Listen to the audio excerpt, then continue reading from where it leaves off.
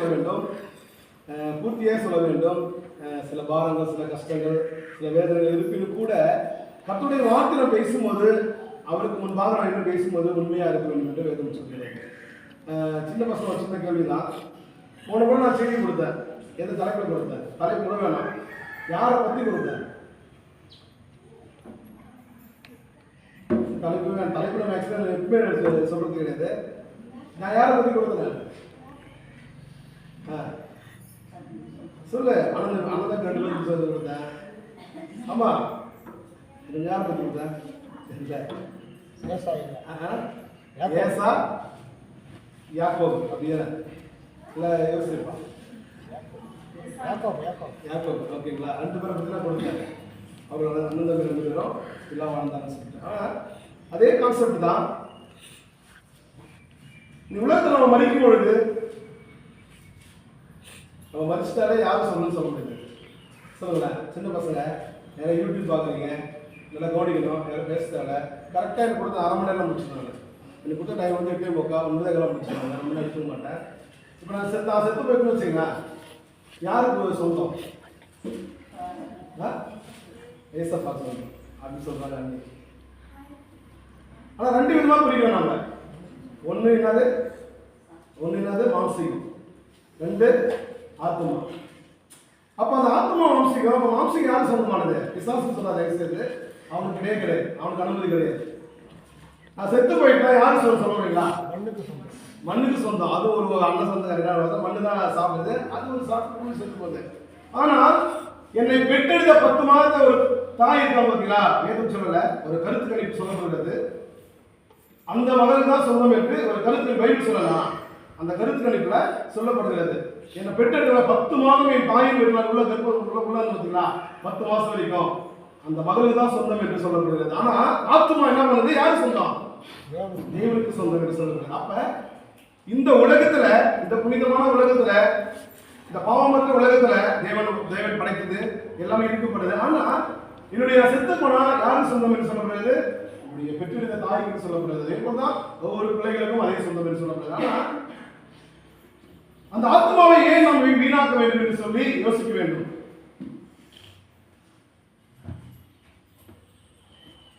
அந்த ஆத்மா வந்து ஏன் நான் வீணாக்க வேண்டும் என்று சொல்லி நாம் யோசிக்க வேண்டும். ஏதோ நம்ம வாழ்கிறோம், ஏதோ போகிறோம், கிறிஸ்துமஸ் வருது, நல்லா ட்ரெஸ் எடுக்கிறோம், நல்லா துணி எடுக்கிறோம், நல்லா பிரியாணி செய்ய சாப்பிட்றோம், அது வாழ்க்கை அல்ல.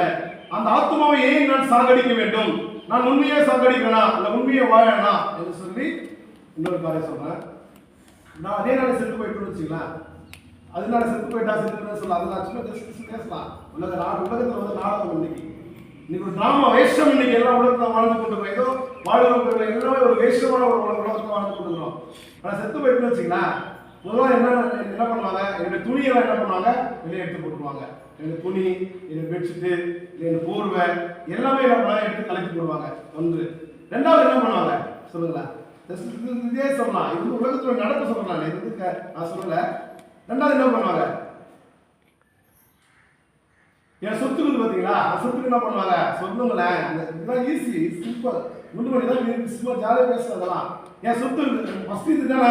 சித்தம் என்ன பண்ணுறாங்க? என்னுடைய துணியில் என்ன பண்ண தூக்கி போடுறாங்க. தூர வேஸ்ட்டு. யார் கொடுப்பா? யாரும் வாங்க மாட்டாங்க. ஆனால் எதுவுமே வாங்க யாரும் வாங்க தூக்கி குப்பில் போட்டுறாங்க. 1. 2வது என்ன நடக்குது? அடுத்தது ஒரு சொத்து இருக்குது, 2 பசங்க இருக்குது, சொத்து இருக்குது. என்ன பண்ணுறாங்க? என்ன பண்ணுறாங்க? சொத்துக்கு என்ன பண்ணுறாங்க? அடிச்சுக்கிறாங்க. அந்த சொத்து கூட அடிச்சுக்கிறாங்க. இது ஏன் சொத்து? இதுவும் சொத்து. ஏன் சொத்து? இவங்க சொத்து அடிச்சுக்கிறாங்க. 2வது. ஆனா எடுக்க முடியாத ஒரு சொத்து இருக்கு. அது என்ன சொல்ல முடியுமா? நான் என்னையே வச்சுங்க, எடுக்க முடியாத சொத்து இருக்கும். 1 யாருமே எடுத்து போடுறாங்க. என் வீடு இருக்குது, இது இருக்குது, எல்லாமே என்ன அடிச்சுக்கிறாங்க.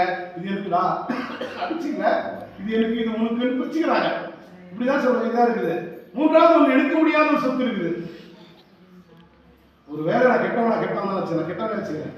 ஆனா இந்த உலகத்துல நான் நல்லது பண்ணி வச்சுக்கா, நான் செத்து போயிட்டு ஒரு புண்ணியம் பண்ணி வச்சுக்கா, என்ன நடக்கும்? ஏய், அவன் எவ்வளவு புண்ணியம் செஞ்சாண்டா, இது யாராலையும் என்ன பண்ண முடியாது, எடுக்க முடியாது. பிரியமானவர்களே, என்னுடைய சொத்து எடுத்துக்கலாம், என்னுடைய பேர் எடுத்துக்கலாம், என்னுடைய துணிமணி எடுத்துக்கலாம். ஆனா நான் செய்த புண்ணியங்கள், நான் நல்லது செஞ்சு பார்த்தீங்களா, நான் நல்ல சில கெட்டதை செஞ்சேன். ஜஸ்ட் ஒரு எப்படி சொல்றது, டிஃபரெண்ட் பண்ணி வேறுபடுத்தி காட்டி அவன் காட்டணும். ஏன்னா உங்களுக்கு நான் வேறுபடுத்த முடியாது, என் பிள்ளை வேறுபடுத்த முடியாது. அப்ப நான் புண்ணியம் செய்யறேன் பாத்தீங்களா, நான் புண்ணியம் செஞ்சேன், நான் நல்லது செஞ்சேன், என் தேசத்துக்கு நல்லது செஞ்சேன், என் குடும்பத்துக்கு நல்லது செஞ்சேன், என் கிராமத்து பிள்ளைகள் நல்லது செய்தேன். அன்னைக்கு பேசப்படும் ஜான்சன் மரித்து போனாடா, எவ்வளவு நல்லது செஞ்சான், புண்ணியம் செஞ்சான்டா, அன்னைக்கு பேசப்படும். ஆனா உறவுகள் என்ன பண்ணுறீங்களா, சொத்தை பறிமுதல் செஞ்சு விடுவார்கள். உறவுகள் என்ன பண்ணி புண்ணிய தோல்வி போடுறாங்க. ஆனா உற்றார் உலகத்தை என்ன பண்ணோம், அவன் நல்லது செஞ்சாயா அப்படிதான் சொல்லக்கூடாது. அதே போல தானியல் வயிறு நிறைய வாசி விரும்பல, நேரம் கடந்து போவோம். தானியல் எடுத்துங்க, பைபிள் எடுத்தவள தானியல அந்த கிழிக்குள் போட்ட ஒரு ராஜா பேர் என்ன, 30 வயது சரிய ராஜா. Okay good. அப்ப அந்த பரிய ராஜா வந்து நல்லா கவனிக்கணும், பைபிள் எடுத்துல தானியேல் வந்து என்ன பண்றாங்க, அந்த கிழிக்குள் போடுறாங்க. ஏன் போடுறாங்க, அங்க வந்து சட்டங்கள் நடக்கிறது, ஒழுங்கு நடக்கல. கவனிக்கணும், எல்லாமே கவனிங்க, சட்டங்கள் நடக்குது, ஒழுங்கு நடக்கிறது. தானியேல அந்த கெபிக்குள் ஏன் போட்டார்கள் என்று சொன்னால், அவர் செய்த ஜெபம் அதிகமாக இருந்து கேட்கப்படுது. என்ன தானியேல் எத்தனை ஜெபம் பண்ணாங்க, 3 வேளை ஜெபித்தான். 3 வேளை எப்படி சாப்பிட்டார்களோ அதே போல தானியேல் 3 வேளை ஜெபித்தான் என்று வேதம் சொல்கிறது. அவன் ஜெபித்த ஜெபம் விதத்துல அங்கு ஒரு மனுஷன் என்ன பண்றாங்க, ஒரு கட்டளை பிறப்பிக்கு, யார் ராஜா கட்டளை பிறப்பிக்கல, அந்த மனுஷனுக்கு தானியேலை குறித்து ஒரு ஒரு யுத்தம்.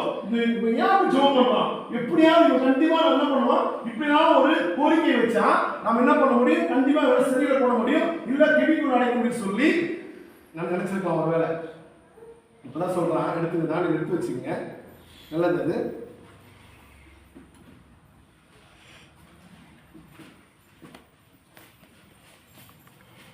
அது 9 வாசிங்களேன்,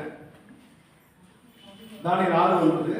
அப்படியே ராஜாவாகிய தரியு அந்த கட்டளை பத்திரத்துக்கு என்ன பண்ணுவான், கையெழுத்து வைத்தான். ஏன் வைத்தான்னா, அந்த 1 மாதம் 30 நாட்கள் வந்து யாரை வணங்க வேண்டுமா, அந்த தரியு ராஜாவை மாத்திரமே வணங்க வேண்டும் என்று சொல்லி அந்த அந்த கையெழுத்து போடப்படுகிறது. அது யாரால் போடப்படுது, அது பெயர் வாசிக்கிறேன்.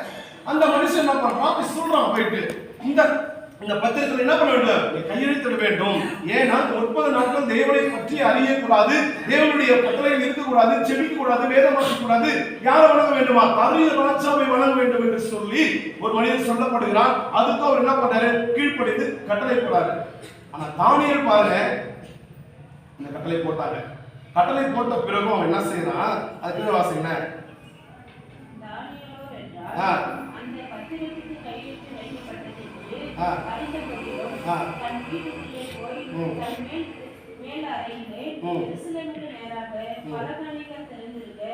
அங்கே தான் முன் செய்து வந்தபடியே தினம் 3 வேளையும் தேவனுக்கு முன்பாக முழங்கால் படியிட்டு ஜெபம் பண்ணி அவன் 3 வேளையும் ஜெபம் பண்ணினான் என்று சொல்லப்படுகிறது. யாரை வணங்க வேண்டும், அந்த தரியு ராஜாவை நேசிக்க வேண்டும், வணங்க வேண்டும், தெய்வம் இல்லை என்று சொல்லி அப்படி வணங்க வேண்டும் சொல்லிதான் அந்த கட்டளை பிறந்தது. ஆனா இவனோ தானியேலோ, நான் என்ன பண்ணுவேன், என் தேவனுக்கு முன்பாக நான் பயந்து வாழ்வேன், ஒரு புண்ணியத்தையும் ஒரு ஜெப வீரனாகவும் ஒரு ஜெபிக்க வீரனாகவும் 3 வேளை ஜெப வீரனாக இருந்தான் என்று வேதம் அழகாய் பதிவு செய்து புரியுவார்களே. அவன் ஜெபித்ததுனால அந்த தேசத்துக்கு அவன் என்ன பின்னாடி நம்ம பார்ப்போம். ஆனா அவனை போட சொன்னார பாத்தீங்களா, அவன் என்ன என்று போறேன். நான் ஏன் சொல்றேன், திடீர்னு சண்டை, ஒரு பெண்களுக்கு சண்டை வரும், கவனிக்கணும். பெண்களுக்கு வந்து சண்டை வரும்போது கையில் வந்து ஒரு வேலை, என் பேர் எங்க ஒய்ஃப் எடுத்துக்காங்க, எங்க ஒய்ஃப் பேர் ஜெயிச்சுக்கலாம் வரும். அப்ப சண்டையில என்ன பண்ணுங்க, வேற ஒரு பேர் சொல்லப்படுவாங்க, அது தப்பு. அது நீதி நியாயம் அதான் சொல்லப்படுது பைபிள். தானியேலுக்கு விரோதமாய் எவன் எழுவனானோ அவனுடைய கதி என்ன என்று வேதம் சொல்லுது. அவன் சும்மா சொல்லிவிட்டான். தானியேல் வந்து நல்லவன், தானியேல் 3 வேளை ஜெபித்தான். அதை சும்மா சொல்லி அவன் தேசம் எப்படி இருக்கும் என்று சொல்லி அவன் அழுது ஜெபித்தான். நினைச்சுனா அவன் அவனுக்காக ஜெபிக்கல, அவன் ஒருவேளை குடும்பத்துக்காக ஜெபிக்கல. இந்த தேசம் பாழா போக கூடாது, இந்த தேசத்துக்கு யார் ஜெபிக்க முடியும் என்று, திறமையில யார் ஜெபிக்க முடியும் சொல்லி அவன் ஒருவேளை கதரை எழுதான் என்று வேதம் அழகாக பதிவு செய்து புரியுவாங்களே. அவனை பாருங்க, எப்படியாவது அவனை கெபிக்குள் போட வேண்டும் என்று சொல்லி, அவனை எப்படியாவது போட வேண்டும் சொல்லி அவன் என்ன பண்றான், அவங்க போய் சொல்றான். யார் சொல்றான் பாருங்களேன், கவனிங்களேன். 13 வாசிங்களேன். அப்பொழுது அவர்கள் ராஜாவை நோக்கி, சிறைபிடிக்கப்பட்ட யூதேயா தேசத்தின் புத்திரரில் தானியேல் என்பவன் உன்னையும் நீ கையெழுத்து வைத்து கொடுத்த கட்டளையையும் மதியாமல் தினம் 3 வேளையும் தான் பண்ணும் விண்ணப்பத்தை பண்ணுகிறான். ராஜா இந்த வார்த்தைகளை கேட்ட பொழுது பாருங்களேன், ராஜா அந்த வார்த்தைகளை கேட்டது அவன் யோசித்து பாருங்க. ராஜா பயப்படுறாங்க, பிரியமானவர்களே, ராஜா பயப்படுறாங்க. ஐயோ, நான் தானியேலை போட்டா நான் என்ன கதி எல்லாம் கவனிக்கணும். நான் தானியேலை நான் கெபிக்குள் போட்டா நான் அந்த கெபிக்குள்ள விழுந்து போச்சுன்னா நான் என்ன கதியாக போனேன் தெரியலையே. வாசிங்க அழகா பதிவு செய்யறாரு, அந்த தானியேல் விஷயத்துல அழகா பதிவு செய்யறாரு. ஆனா அவன் போட மனதில்லை. யார் போட மனதில்லை? தானியேல் போய் கெபிக்குள் போறது யார் மனதில்லை? தானியேல் ராஜாவுக்கு மனதில்லை. ஆனா அவங்க புறப்படுறார்கள், இயேசுவின் சிலைகளை அடைக்கிறாங்க, இயேசுவின் சிலை அறைய போறாங்க. யாருக்கு விருப்பம் இல்லை? யாருக்கு விருப்பம் இல்லை? விருப்பம் கிடையாது. ஆனா யாருக்கு விருப்பம் இது? உலக கூட்ட சங்கத்தாருக்கு விருப்பம் இருக்கிறது. பிரியமானவர்களே, ஏன் சொல்றேன்? அந்த பர்னபாஸ் என்ன பண்ணுவான்? விடுதலை செய்ய வேண்டும் என்று சொல்லி அவன் வந்து திக்கற்ற பாவி, அவன் போய் எல்லாம் பண்ணிடுறான். அவன் என்ன பண்ணணும்? விடுதலை செய்ய வேண்டும் என்று சொல்லி அங்க சொல்லப்படுது. பிரியமான வேதம் சொல்கிறது, நான் தானியேலை போட மாட்டேன், தானியேலை போட மாட்டேன். அப்படி வாசிங்களா, அப்படி வாசிங்களா. ராஜா இந்த வார்த்தைகளை கேட்ட பொழுது தானியேலை காப்பாற்றும்படிக்கு அவன் பேரில் தன் மனதை வைத்து அவனை தப்பிவிட்டதற்காக சூரியன் அஸ்தமிக்கும் மட்டும் பிரயாசப்பட்டுக் கொண்டிருந்தான். பாருங்களேன், சூரியன் அஸ்தமிக்கும் மட்டும் என்ன பண்றாங்க? பிரயாசப்பட்டான் என்று அவர் போட மனதில்லை. அதே போலதான் ஏரோதுக்கு உண்டு, பிளாத்துக்கு மனதில்லை. ஏரோது வந்து என்ன பண்றான்? நீ அங்க போய் போடுங்க, ஆனா இந்த படிக்கு நான் என்ன பண்ணுவேன்? நான் கிடையாது. யார இயேசுவை சிறையில் அடைக்கும் போது, இயேசுவை சிறையில் அடையும் போது இந்த படிக்கு என்ன பண்ண போறான்? அவன் தான் தேசத்துக்கு அதிபதி, தேசத்தான ராஜா. ஆனா இந்த படிக்கு நான் ஆகவில்லை. யார் சொல்றாரு? நான் சொல்றாரு. நான் சொல்லும்போது இங்க சொல்றாரு, அதே தனியும் ராஜா, நான் தானியேலுக்காக நான் ஜெபம் பண்றேன். அவன் நல்ல மனுஷன் பாருங்க, இந்த தேசத்துக்கு அவன் கட்டுப்படுகிறான் என்று வேதம் சொல்கிறது. யார்? தனியும் ராஜா. இந்த உலக சங்கத்தார் கூட்டத்தில் கட்டுப்படுகிறார். ஆனா அவனுக்கோ மனதில்லை. யாருக்கோ? தனியும் ராஜாவுக்கு மனதில்லை.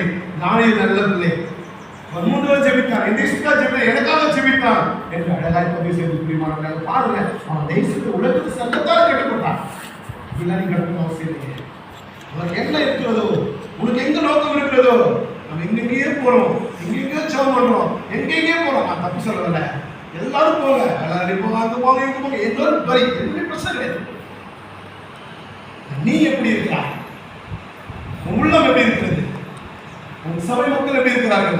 திருச்சில மக்கள் எப்படி இருக்கிறாங்க? இன்னும் ஆளே இல்லையா? அதை சிம்பிளா சொல்லி போயிட்டாரு, இயேசுவே நீ என்னோட கூட இருங்க. அங்க ஊழியம் செஞ்சிருக்கிறாரு, அந்த மக்கள் சொல்றாங்க, என்ன விட்டு நீங்க போகாதீங்க. ஐயோ, என்னோட போனா என்ன பண்ணுவேன்? மறுபடியும் செத்து போவாம போயிடுவேன், என்னோட போகாதுன்னு சொல்றாரு. அது சொல்றாரு, என்ன சொல்ற கடவுள வசனா தேவை, என்ன சொல்றாரு? இன்னும் எனக்கு அநேக பேர் இருக்கிறாரு, நான் எங்க போனோம் அங்க போய் கொண்டே இருப்பேன். நீ ஒண்டி ஒரு நீ தேவை ஜனம் மாத்திரம் இல்லை, நீ மாத்திரம் ஜனம் கிடையாது. ஆனா தனியும் ராஜா பயப்படுறா, சஞ்சலம் பண்றாங்க. சூரியன் உதிக்கும் திசையில் என்ன பண்ண? தானியேலை இனிமே செய்யும். அதுக்கு வாசிக்கலாம், வாசிக்கலாம், நேரம் கடந்து போறோம்.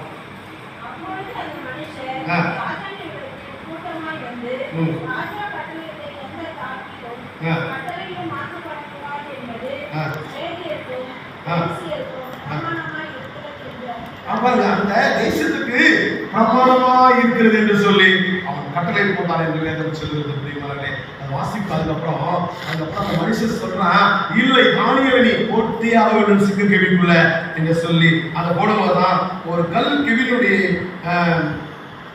வாசல்கள் கொண்டு வந்து வைக்கப்பட்டது. தானியேலை பற்றிய தீர்மானம் மாற்றப்படாதபடிக்கு ராஜா தன் மேத்தியரும் தன் பிரபுக்களின் மேத்தியரானாலும் அது மேல் முத்திரை போட்டான். பின்பு ராஜா தன் அரண்மனைக்கு போய் ராம் முழுது என்ன பண்ணாங்க?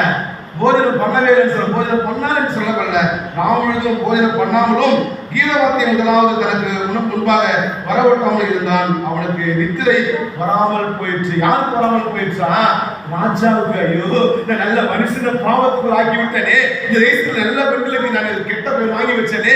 இப்பெல்லாம் சண்டை வரும்போது யாரும் திட்டாதீங்க, சண்டை போடுங்க, சண்டை போடுங்க, அடிச்சுக்கிறோம் பண்ணீங்க. ஆனா யாரையும் அசிங்கமா திட்டாதீங்க, யாரையும் கெட்ட சொல்லி திட்டாதீங்க. ஆனா கிறிஸ்தவனுக்கு அதுதான் வேலை. நான் பார்க்க சொல்றேன், கிறிஸ்தவனுக்கு வேலையை திட்டாதான் செய்யாத செய்ய. அதுதான் கொஞ்சத்தில் உண்மையத்தோட அதிகார வைப்பேன். கொஞ்சம் ரொம்ப கொஞ்சம் நீ அதிகமா இதெல்லாம் நீ நிப்பாட்டலாம். சட்டம் கிடையாது, பேசாம நிப்பாட்டலாம், சட்டமே கிடையாது. கொஞ்சமா கேட்காரு, கொஞ்சம் அதிகமா கேட்கல. கடுகளவு ஒரு விசுவாசம் மனைவி போயிட்டு சிலர் போகும், அதுக்குதான் கிடையாது. எந்த வரை நீ போய் கொடுக்குது கிடையாது. நமக்கு ரொம்ப முதலாவது விடுவாருக்கையா 10 அப்புறம் போயிடலாம். அதான் தானா போயிடாது, தானாவே போயிடும். ஒரு சொல்லாவிட்டாலும் எனக்கு தெரியாது சொல்றாரு பிலிப் ராஜாவை பார்த்து போயிடும் தானா. அவன் நடக்கும்போது கிறிஸ்தவன் நடக்கிறான் மாதிரியா சூப்பர், எதையா கிறிஸ்தவன் அப்படிதான் பேசணும், அப்படிதான் பேசணும். நாம போய் முடிச்சுட்டு ஆராய்ச்சி அதெல்லாம் கிறிஸ்தவன் முடியாது. ஏமாத்துறதும் அதை அந்த ராஜாவா தானியேலை பார்த்தையோ நான் நாம பிரயாசப்பட்டேன், தூங்கல, அவருடைய வேலை கிடையாது, சாப்பிடல, என் தானியேலை எப்படியாவது காப்பாற்ற வேண்டும் சொல்லி யாரு தானியேல் ராஜா பிரயாசப்பட்டுக்கிறான். வேதம் சொல்லுகிறது ராஜா கெபியின் கிட்ட வந்தபோது துயர சத்தமாய் தானியேலே யாரு கூப்பிடாங்களா, யாரும் வரல, அவன் செத்து போயிட்டான். யாரு சங்கத்தை கூட்டு சங்கத்தை வச்சா வந்தா அவன் செத்து போயிட்டான். என்ன பண்ண சொன்ன அவன் யாரு கூடியாராங்க, அவன் படைச்சால கதி ராஜா சட்டம் போட்டாரு பார்த்தீங்களா, அவர் ஒடியாராரு. ஐயோ தானியேலே நீ நல்ல மனுஷன், நீ என்ன செய்தா என்று சொல்லி அவன் கதறி ஒடியாராங்க. பாருங்க அந்த கதரை பாருங்க. ஒரு ராஜா என் தேசத்துக்கு அதிபதி, ஒருவேளை நம்முடைய தேசத்துக்கு அதிபதி இது யாராவது முகாசனம் இருக்கிறாங்க, அவங்க நம்ம மறித்து போல ஒடியாருவாங்களா, இல்ல வேற என்ன வேற தண்டனை கொடுத்து ஒடியாருவாங்களா, இல்லையே கதவி ராஜா ஒடியாராரு. தானியேலே படிங்க. ராஜா கதியின் கிட்ட வந்த போது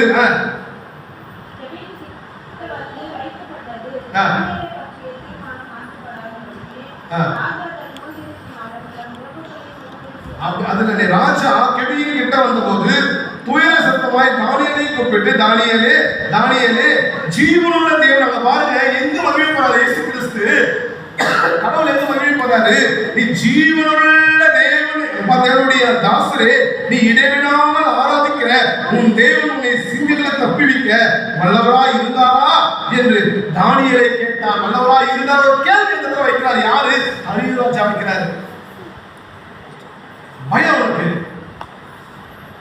கொஞ்சம் பயம் இருக்கும். ஐயோ நான் நல்ல மனுஷன் கொண்டு விட்டேனே, நான் நல்ல மனுஷன் கொண்டு விட்டேன். யாரு பிளாத்துக்கு இங்க வந்து சீட்டு போடுறாரு, அங்க யாரு பயப்படுறாங்க? பிளாத்துக்கு அவங்க மனைவி என்ன பண்றாங்க? உள்ள பயந்து கிடறாங்க. ஐயோ நல்ல மனுஷனை கொண்டு வந்து நீ தீர்மானம் போட்டாயே, நான் முடியாதா, நினைச்சு சாதிக்கலாம் முடியலையே. யார் சொல்றாங்க? அவங்க மனைவி கஷ்டப்படுறாங்க, பிலாத்துடைய மனைவி.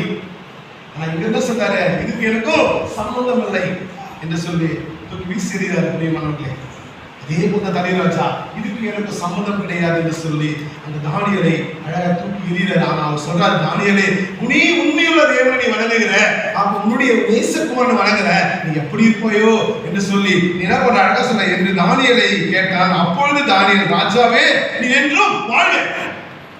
அவன் சத்தம் உயர்வு பண்ணிட்டு கெபிக்குள் போயிடுச்சு. அவன் பாருங்க, அவன் தேவையில்லாத ஒரு காரியம் செய்யும் போது அவன் என்ன நேரிடுறது பாருங்களேன், என்ன நேரிடுறது பாருங்க. அதே யாக்கோபு என்ன பண்ணாங்க? அட சொல்லி பாப்போம். யாக்கோபு என்ன பண்ண? சிறைச்சாலை என்ன பண்ணாங்க? போட்டாங்க. ஆனா ராஜா என்ன பண்ணாரு? இந்த இந்த இந்த கனவுக்கு இந்த தரிசனத்துக்கு யாருக்கு சொல்ல வேண்டாம்? யாக்கோபு தான் பண்ண முடியும், வேற முடியாதுன்னு சொல்லி என்ன பண்ணாங்க? சிறைச்சாலைக்கு கொண்டு வராங்க. யாக்கோபு யோசேப்பு என்ன? யோசேப்பு சாரி அதான் மாத்திட்டாங்க. ஓகேவா? யோசேப்பு அவன் என்ன பண்றாங்க? சிறைச்சாலையில வராங்க. அந்த தேசத்துக்கு அவன் அதிபதியாய் மாறினான். யாரு? அவன் சிறைச்சாலை வச்சு அடிச்சாங்க, என்ன குணப்படுத்தினாங்க. அவன் நல்லவன் சொல்லி போயாச்சு. அவன் ரூபாய் இருக்கிறான், அவன் தம்பி எல்லாமே என்ன பண்ற சொத்து காசு போட்ட உள்ள தள்ளிடுறாங்க. தள்ளும் போது யார் அதை தேர்ந்தெடுக்கிறாரு? அந்த ராஜா தேர்ந்தெடுத்து இந்த சம்பளத்திலே நீதான் பற்றி சொல்ல வேண்டும் சொல்லி அவன் கூப்பிட்டு அந்த ராஜாவே அந்த தேசத்துக்கு அதிபதியாக கொண்டு போயிடாரு. அதுதான் உலகத்துடைய அடிப்படை. நீ ஆகாத தலைவருடைய தலைக்கு மூலத்தலாகி ஒதுக்க விடாயா? இவ்வளவு கஷ்டப்படுத்துறாங்களா, இல்ல வேதனைப்படுத்துறாங்களா, ஐயோ நீ நல்லவே சொல்றாங்களா? படைத்த தேவன் உங்களோடு இருக்கிறான். நீ நல்லவன் சொல்ற நல்லவனே இல்லையா? நீ கெட்டவன் கெட்டவன் உஞ்சு வச்சு வேலையே உஞ்சு வச்சு வார்த்தை பேசவே மாட்டாங்க. அதுக்கப்புறம் இதை வசனம் வாசிங்களேன். அப்பொழுது தானியேல், ராஜாவே நீர் வாழ்க, சிங்கங்கள் என்னை சேதப்படுத்தாதபடிக்கு தேவன் தம்முடைய தூதரை அனுப்பி அவர்களின் வாயை கட்டி போட்டார். அதோ என்றால் அவருக்கு முன்பாக நான் குற்றமற்றவனாய் காணப்பட்டேன், ராஜாவாகிய உமக்கு முன்பாகவும் நான் நீதிக்கேடு செய்வதில்லை என்று.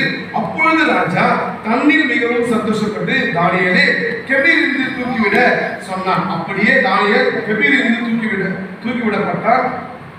அவன் தன் தேவன் பேரில் விசுவாசத்தில் இருந்தபடியால் அவனில் ஒரு சேதமும் காணப்படவில்லை என்று அழகாய் பதிவு செய்திருக்கிறார். பசுவாய் இந்த சிங்கத்தில் உள்ள போட்டாங்க. எதுக்குமே அவன் பயப்படல, எதுக்குமே அஞ்சல. அவன் 3 வேளை ஜெபித்தபடியா அந்த காப்பாற்றப்பட்டது என்று வேதம் அழகாய் பதிவு செய்திருக்கிறீங்கள. அவன் காப்பாற்றப்பட்டான், அவன் தானியை காப்பாற்றப்பட்டான். ஆனா அவனை போட சொன்னாங்க பார்த்தீங்களா, அவன் கீழே ஒரு பெரிய ஒரு சம்பளம் இருப்பாங்க. நீ அதே தாங்க, யாரையும் குற்றம் சொல்லாதீங்க தயவு செய்து ப்ளீஸ். நான் ஒரு ரெக்வஸ்ட் வைக்கிறவங்களுக்கு, நீ குற்றவாளி, நீ தான் குற்றவாளி. மற்றவங்க குற்றவாளி உனக்கு ஏமாத்திரம், உன் கண்ணில் இருந்து தூர்மை எடுத்து போடு. மற்ற கண்ணு தூர்மை இதான் நமக்கு அவசியம் கிடையாது. அவங்க இதான் அவசியம், நமக்கு ஏன் அவசியம்? அதுக்காக அவசியம் சொல்ல வரல. அவனுக்காக நம்ம என்ன பண்ண வேண்டும்? ஜெபம் பண்ண வேண்டும். நீ போய் குற்ற, நீ குற்ற, நீ பாவி, நீ பாவி, நீ பாவி, நீ நம்மளே பாவி, அங்கமே பாவம் சொல்லி பண்ணீங்க. யாரையும் குற்றம் சொல்லாதீங்க. நீ குற்றமாக்கப்பட்டீங்கன்னா, வீணாக பேசுறீங்கன்னா, இது நடந்து வருவா இந்த விஷயம். அந்த விஷயம் நீங்க சொன்னீங்க, பதிவு செய்து போன வெளியே புரியுதுங்களா? யாரையும் குற்றம் சொல்லாதீங்க தயவு செய்து. சொல்றீங்க என்ன பண்ணுங்க, நீங்க யாரையும் குற்றம் சொல்லாதீங்க. நல்லவன் சொல்லாதீங்க, நீ கெட்டவன் யாரும் சொல்லாதீங்க, நல்லவன் சொல்லாதீங்க. அவங்க விஷயம் அது பர்சனல். அந்த பர்சனல் போய் நான் சொல்ல முடியாது. அவங்க கேட்பாங்க, என் பர்சனல் என்ன செய்துக்குவேன், அது நீ கேட்க ஜோம் ஆண்டவரே, இந்த பெண்ணிற்காக, இந்த குடும்பத்துக்காக நான் என்ன செய்ய வேண்டும் சொல்லி நீ செபி. அவங்க அது போதும் நமக்கு. நான் எதுவும் சொல்லுவது கீழே வாசிங்க, அவருக்கு பெரிய ஒரு செப்பு வருது பாருங்க. இல்ல 24 வாசிங்க.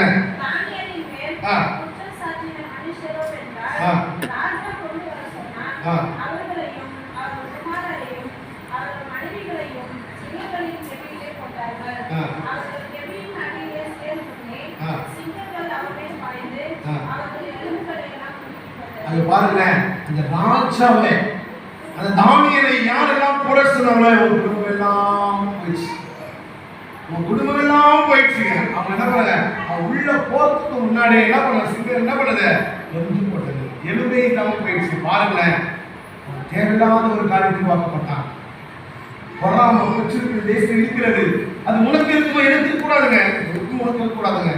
நான் உண்மையான பயிற்சி யாரும் பொறாம நினைக்க மாட்டேன். என்னுடைய இதை அப்படிதான், யாரையும் கஷ்டப்படுத்த மாட்டேன், யாரையும் பொறாம நினைக்க மாட்டேன். இவங்க நல்லா இருக்காங்க, அவங்க நல்லா இருக்காங்க, அவங்க இது பண்றாங்க, அது அவங்களுடைய வேலை. அது அவங்க கஷ்டப்பட்டாங்க, என்ன பண்றாங்க, அவங்க மேல உயர்றாங்க. நீ கஷ்டப்பட்டு நீ உயர்வாய். நீ கஷ்டப்படாம நீ வீட்டுல உடனே இருப்ப, உனக்கு என்ன பண்றவா வராது. ஆனா நானும் என்ன பண்ணாங்க, எப்படி காப்பாற்ற மாட்டான், அவன் கஷ்டப்பட்டான். என்ன கஷ்டப்பட்டான், அவன் 3 நாள் செபித்தாங்க. அவர் காப்பாற்றப்பட்ட 3 நாள் என்ன பண்ணாங்க, செபித்ததால அவன் காப்பாற்றப்பட்டான். செபிக்காம காப்பாற்றப்பட்ட பிரியமானவர்களே, அதுல நீயும் உழைக்க வேண்டும். அதனால யாரை குற்றம் சொல்லிருக்கீங்க, இடம் கிடையாது. வேதம் அழகாய் பதிவு செய்திருக்கிறீங்க. பாருங்க, அந்த நோக்கம் போயிடலாம். ஆனா கீழே வாசிக்கிறோம், பின்பு ராஜாவுக்கு அறிவு தேசமெங்கும் பிடிக்கிற எல்லா ஜனங்களுக்கும் சாத்தியாருக்கும் பாஷைக்காரருக்கும் எழுதியது என்னவென்றால், உங்களுக்கு சமாதானம் பெருக்கிறது என்று அழகாய் சொல்வது. யாரால, தானியேலால சமாதானம் பெறுகிறது என்று வேதம் அழகாய் சொல்கிறது. பாருங்க, அவர் குடும்பத்தையே நான் சின்னமாக்கி விட்டார் பிசாசு. தேவன் தண்டிச்சு விட்டார். நல்ல ஒரு மனிதனை கெமிக்கல போட்ட, பாவம் இல்லாத ஒரு மனிதனை கெமிக்கல போட்ட. பாருங்க, உலகம் இன்னைக்கு சீர்கேடாக உலகம் மாறி இருக்கிறது. தேசத்தை பார்க்கணும், உலகத்தில் உண்மையிலே பாவங்கள் பெருகி இருக்குது பிரியமானே. நீங்க பாவங்கள் செத்து கிடக்கு சொல்லல, பாவங்கள் நீங்க தூக்கிட்டு கொந்தளிச்சு கொண்டிருக்கிறது பிரியமானவர்களே. ஏன் அழகாக சொல்கிறது, தேசம் வரப்போது, உலகம் வர அழிய போது, இயேசு கிறிஸ்து வரப்போறார் என்பதை உங்களுக்கு உண்மையாகவே சந்தேகமே இல்லை. அதை நாம தப்பிக்க வேண்டும் என்றால் நாம் உண்மையாய் வாழ வேண்டும். உண்மையை வாழ ஒரு பாருங்க, லூக்கா எடுத்துங்க.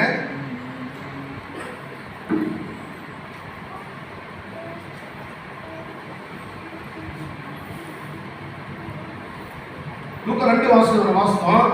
அப்பொழுது சிமியோன் என்னும் பேர் கொண்ட ஒரு மனுஷன் எருசலேமில் இருந்தான். அவன் நீதியும் தேவ பக்தியும் உள்ளவனாய், இஸ்ரவேலின் ஆறுதல் வரை காத்திருந்தவனாய் இருந்தான்.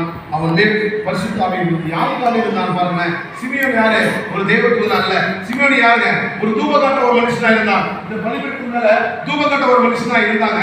அந்த பலிபீடத்துல யாரு, அப்ப இயேசு கிறிஸ்து பிறக்கார் என்று யாருக்கு பரிசுத்த ஆவியானவர் என்ன பண்ணது, சிமியோனுக்கு தெரியப்பட்டது. அப்ப இயேசு கிறிஸ்து பிறந்த உடனே 8ஆம் நாள் என்ன பண்ணாரு, வந்தாரு. ஆனா அவர் எத்தனை வயசு குறைஞ்சாருங்க, இயேசு கிறிஸ்து 7 வயசு குறையாரு. 7 வயசு குறையாரு. அப்ப 7 வயசு குறையும் போது என்ன பண்ணுது, மாம்சிக்கு தேடுது. எந்த மாம்சிக்கு தேடுது, மாம்சிக்கு தேடுது. ஆனா ஆவியும் என்ன பண்ணுது, கலக்கம் இல்லாம வேலை செய்து கொண்டிருக்கிறது. அந்த மாம்சிக்கு தேடுது. அம்மா தேடுறாங்க, அப்பா தேடுறாங்க. ஐயோ என் பிள்ளையை காணவில்லை என்று சொல்லி அந்த மாதிரி எருசலேம் ஆலயத்தில் உட்கார்ந்து அவர் தேவ புருஷனை பேசிக் கொண்டிருக்கிறார், தேவ வசனம் பேசிக் கொண்டிருக்கிறார். அதை பார்த்து யார் ஆச்சரியப்பட்டாங்க, மரியாதை ஆச்சரியப்பட்டாங்க. ஐயோ என் வயிற்றில் இந்த பிள்ளை இப்படிலாம் சொல்லுகிறது, என் வயிற்றில் இந்த பிள்ளை இப்படிலாம் பேசுகிறது, என் வயிற்றில் இந்த பிள்ளை எனக்கு பிள்ளையாரு அவ்வளவு அழகா பேசுது. அந்த மாதிரி சொல்றாங்க, இவ்வளவு கஷ்டப்படுற இல்லையா, தேவையில்லாத ஆளு, உண்மையெல்லாம் புரிந்து வர ஆள் இல்லையா, இந்த மகளுக்கு பிறந்த மனுஷன் இப்படிலாம் பேசப்படுறாரு என்று சொல்லி அங்க சொல்லப்படுறது.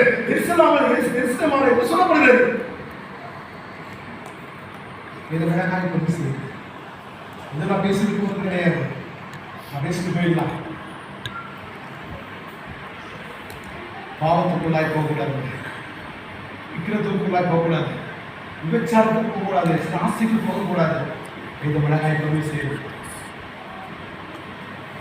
இயேசு கிறிஸ்து அதை பாருங்க, 7 வயசுல ஒரு துணைக்காக சொல்லி கேட்கிறாங்க. அவர் என்ன பண்ணாரு? இந்த மாம்சீகம் தேடுகிறது, ஆனால் ஆவியோ வரிசையில் கொண்டிருக்கிறது. நான் உலகத்துக்கு அடிப்படை மாம்சீகத்துக்கு கலைக்கு மாம்சீகம் பேசும். இங்க போடா அங்க போடா உங்களை பேசும். ஆவி என்ன சொல்லுமா? பேச போவாத போவாத, அங்க போய் நீ மறித்து போ, செத்து போவாத போவாத. யோசித்து பாருங்க, வசனத்தை கடைபிடிங்க. வேதம் சொல்கிறது, அழகிற வசனம், அவன் ஆவியின் ஏவுதலையும் தேவாலயத்தில் வந்திருந்தான்.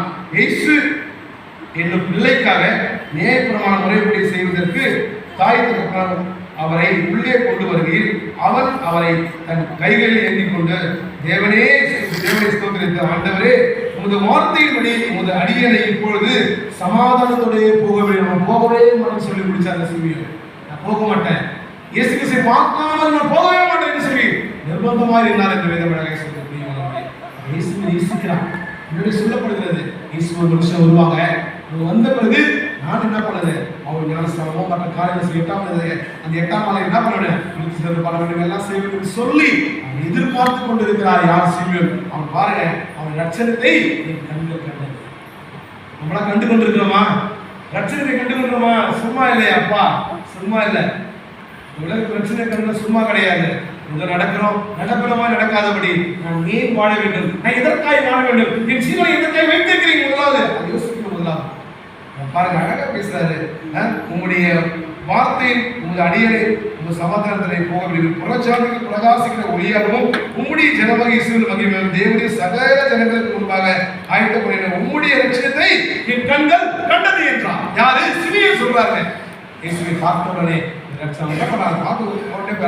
அதை குறித்து சொல்லப்பட்டவர்களை யோசிப்பு அவருடைய தாயாரும் ஆசைப்பட்டார்கள். பின்னும் சிமியோன் அவர்களை ஆசீர்வதித்து அவருடைய தாயாகிய மரியாதை நோக்கி, இதோ அநேகருடைய இருதய சிந்தனை வெளிப்பட்டதாக இஸ்ரவேலின் அநேகர் விழுவதற்கும் எழுவதற்கும் விரோதமாய் பேசப்படுவதற்கும் அடையாளமாவதற்கும் இவர் நியாயமிக்கப்பட்டிருக்கிறார். புரிச்சுங்க, எது சொல்றாரு?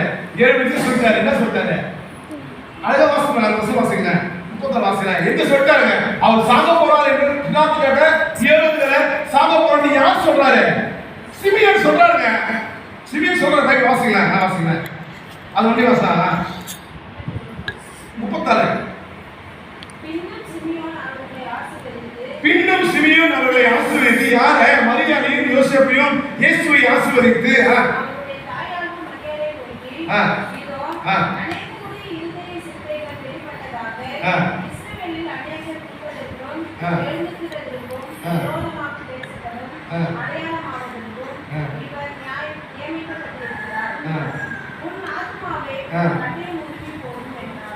பாருங்க, மறிக்க போறார் என்று சொல்லப்படுறது பிரியமானது. ஏன் சொல்றா? அந்த பூர்வ காலத்திலே இயேசு மறிக்க போறார், நம்முடைய விடுதலைக்காக மறிக்க போறார் என்று வேத வழக்காய் போட்டு சொல்லியிருக்கிறார். அந்த தலிவராஜா, நான் தானியலை போடவே மாட்டேன், இந்து சொல்றாரு பிளாத்து, நான் இயேசுவை போடவே மாட்டேன்னு சொல்லி முடிக்கிறார். ஏன் சொல்றா? நம்முடைய வாழ்க்கை என்பது ஒரு போராட்டம். அந்த சின்ன வாழ்க்கையில நம்ம பெரிதாய் ஆசைப்படுறோம், அந்த சின்ன வாழ்க்கையில நம்ம பெரிதாய் பாவம் செய்யறோம், அந்த சின்ன வாழ்க்கையில நம்ம பெரிதாய் கோபப்படுறோம், அந்த சின்ன வாழ்க்கையில நம்ம தேவையில்லாத வார்த்தையிடம் பிரியமானது. நம்ம வாழ்க்கை என்பது ஒரு போராட்டம். அந்த போராட்டத்தின் மத்தியில நம்மளை வல்லவனாய் இருக்கிற வழிநடத்த தேவன் உதவியாக. சங்கீதம் வாசித்தோம், சங்கீதம் 3:4 வாசிக்கிறோம். அவன் என்ன பண்ண? படுத்து நிற்கிற செய்து கர்த்தர் என்ன பண்ணாரு? உள்ளவரை தாங்குறார். சங்கீதம் அழகா தெரிவு செய்யறாரு. பிரியமானது. ஏன் சொல்றா?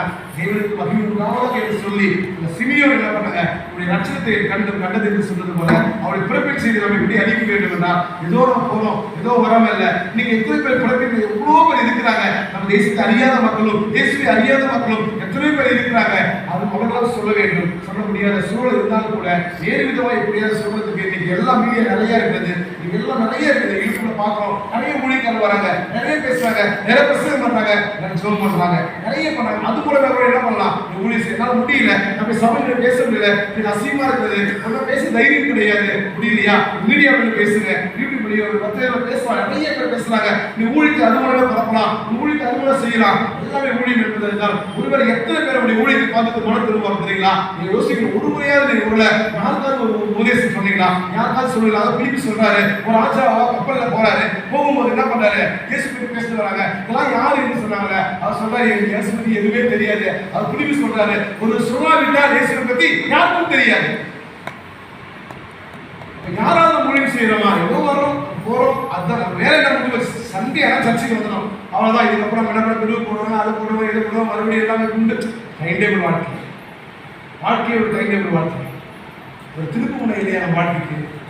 நினைச்சு பார்க்கலாமா? ஐயா இயேசுவே, நான் செய்த பாவங்கள் உண்டு, அதை ஒன்று நான் விட என்ன பண்றேன், நினைத்து போறேன். ஒரு 10 பாவம் செஞ்சிருக்கலாம், 20 பாவம் செஞ்சிருக்கலாம், நான் கெட்ட வார்த்தை பேசினே இருக்கிறேன், இந்த பாவம் செஞ்சுனே இருக்கிறேன், இந்த திருடினே இருக்கிறேன், இந்த பொய் சொல்லினே இருக்கிறேன், விபச்சாரம் பண்ணியே இருக்கிறேன், கொலை பண்ணினே இருக்கிறேன், இந்த விக்கிரகம் பண்ணியே எல்லாம் செய்திருக்கிறேன். ஆண்டவரே, இந்த வருஷம் எனக்கு எதுவுமே தேவையில்லை, இந்த ஒரு பாவத்தை விட்டு எழுதி வைங்க. ஜனவரி வரப்போகுது, எழுதுங்க. அவனுக்கு முன்னாடி மனிதனுக்கு முன்னாடி இசப்பா நிறைய கூட்டிக்க.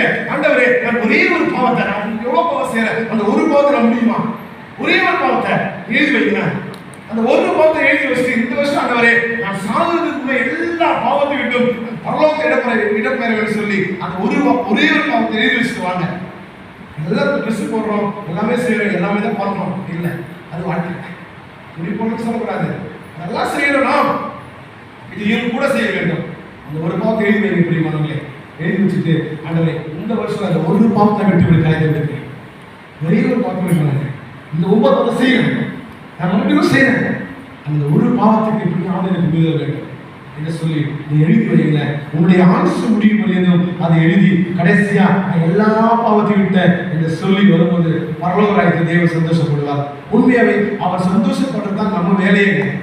நம்மளை அவரை கஷ்டப்பட்டு கொண்டிருக்கிறோம், நம்ம வேதனைப்பட்டு கொண்டிருக்கிறோம். பிரியமானவர்களே, நம்ம இதை சொல்லி முடிச்சுட்டு போன சொல்லாங்க. இந்த தானியலை பாருங்க, நம்ம நினைச்சுக்கிறோம் வாழ்கிற எப்படியா ஒண்ணு, நான் பாவம் தானே செய்யறேன், எல்லாம் தான் இருக்கிறேன், நான் பாவம் செஞ்சு கொண்டேன், நான் கேள்வி கொண்டேன், நான் ஒரு பாவம் செய்யல, நம்ம இவ்வளோ பாரங்கள், இவ்வளோ கஷ்டங்கள், இவ்வளோ வேதனைகள் என்று சொல்லி. ஆனா ஒரு சப்ஜெக்ட சொல்லி முடிக்கிறேன். 5 பேர் வேலைக்கு வராங்க, 5 பேர் வந்துட்டாங்க வேலைக்கு. எத்தனை மணிக்கு வராங்க போனீங்க? இப்போ மத்தியில் சொல்றாரு 9 மணிக்கு ஒரு 5 பேர் வேலைக்கு வராங்க. அதன் பிற்பாடு என்ன பண்றாங்க? 10 மணிக்கு ஒரு வேலைக்கு வராங்க. அதன் பிற்பாடு என்ன பண்றாங்க? 12 மணிக்கு வேலைக்கு வராங்க. அதன் பிற்பாடு 1 மணிக்கு வேலைக்கு வராங்க. அப்ப 9 மணிக்கு என்ன கேட்கறாங்க? தெரிஞ்ச வசனம் தெரிஞ்ச 9 மணிக்கு வந்தவங்க 1 மணிக்கு வந்தவங்க பார்த்து ஒரு கேள்வி கேட்கறாங்க. யாரு கேட்டா? அந்த ஊழியக்காரன் பத்தி கேட்கறாங்க. என்ன கேட்கறாங்க? அதே சம்பளம் கொடுக்குறீங்க, 9 மணிக்கு அதே சம்பளம் ஒரு அது ஒரு சொல்றாரு, அது யாரு இஷ்டம்? யாருடைய போகாது, என்னுடைய இஷ்டம். அதே போலதாங்க நீங்களும் இயேசுவை பார்த்து கேட்கக்கூடாது கேள்வி.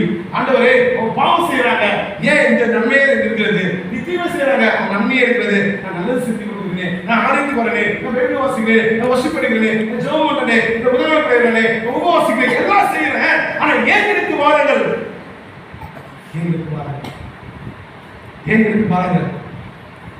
அந்த கேள்வி நான் கேட்க முடியாது. இயேசு சொல்றாங்க, அது என்னுடைய வேலை. அதை முந்தினோர் பிந்தினோர் சொல்லினோர். திடீர்னு வரவங்க என்ன பண்றாங்க? நரகத்துக்கு போயிடுவாங்க. திடீர்னு வரவங்க நரகத்துக்கு தள்ளப்படுவாங்க. பிரியமானவர்களே, அது நானா இருக்கலாம், இல்லை யாரா இருக்கலாம். நானே கூட செய்தி கொடுத்துருக்கிறேன், இப்படிலாம் பாவம் செய்யக்கூடாது, இப்படிலாம் செய்யக்கூடாது சொல்லி செய்தி கொடுத்துருக்கிறேன். ஆனா அதே நரகத்துக்குள் போய்விட்டா அந்த நரகத்துக்கு நான் ஆளாகி விடுவேன். நீங்கள் எல்லாம் கேட்டீங்க பார்த்தீங்களா? நீங்க எல்லாரும் நரகத்துக்கு போயிடுவீங்க. நான் முடியுமா? கெட்ட வார்த்தை வாயிலிருந்து விடப்பட வேண்டும். பக்தி இருக்கிற வார்த்தையே என்ன பண்ண வேண்டும்? உன் வாயில் சொல்லப்பட வேண்டும். கிறிஸ்துவாகிய நான் செய்ய வேண்டும், மட்டுமே விட்டு விடுங்க. நான் செய்வது கிறிஸ்துவாகிய நான் செய்யணும், நான் செய்யணும். போது கெட்ட வார்த்தை அனுபவமா பேசுறோம், வாயில பயங்கரமா வருது, சண்டையில போய் நிக்கிற பாரு, சரியா நிக்கிறோம். ஏன் விட்டு கொடுத்து போங்க, நீ விட்டு கொடுத்து போங்க, நீ ஜெயிச்சுவீங்க வாழ்க்கையில.